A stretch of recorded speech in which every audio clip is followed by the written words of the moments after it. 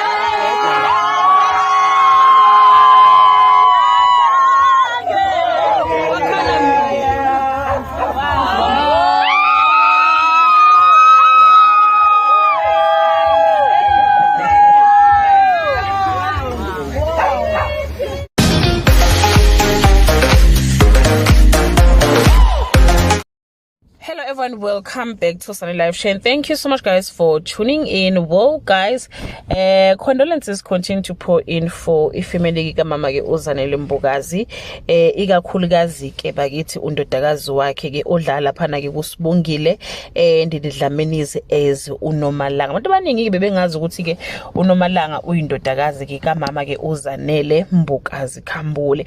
Her mother was very proud ngama achievements akhe, futhi lokho kubekuveza kungahlonizi la einkundleni zokuxhumana. She even bought her a car ngesikhathi ke eqeda ke iziqu zakhe ke izinto ke ayikade ifundele. Ngicanga ukuthi it related to entertainment industry njengoba ke kuyasenza kona kumkhokha, saphinde futhi sambona phana kuSibongile and the Dlamini. So ngesikhathi ke eqeda noma graduate for iziqu zakhe zona lezo, futhi wayekade ehlanganisa ke iminyaka ewu21, uma wakhe ke wamthengela ke imoto.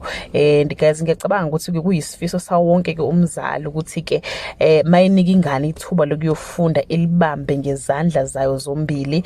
Into ebhlungu kakhulu kumzali ukuthi ahambe emhlabeni izingane zakhe zingeke zikwazi ukuzimela. Mama uZanele was 52 years of age, blessed with 2 kids, uYolanda Mawande Myeza from umshado wakhe ke wokuqala. Nondodana wakhe guys naye graduated kuzo zona lezi zinto ke zefilm Tontono yabo. Yeah guys, as much as esehambile ke emhlabeni, but I believe she was happy that abantwana bakhe are ready to face the world. Bafundile baqedile, sibelinde nje ukubona ukuthi impilo ke ibaphatheleni. She was in pain guys, she was really in pain. You can tell nange le yankonzo babemenzele yona ukuthi lo muntu lo wayeseyinhlungwini ngampela, and ke she is resting in peace. Bakithi life will no longer be the same. Ohleli ehlelweni lakhe sikhuphukele Shilo nakuma Crown Gospel Awards nakhona futhi ngeke kuphinde ke kufane. Yeah, it's one of those but ke kushaya isikhathi esizayo kunoma ke ubani.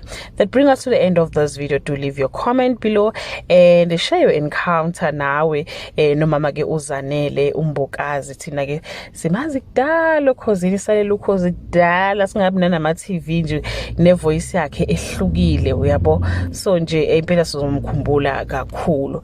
Bye.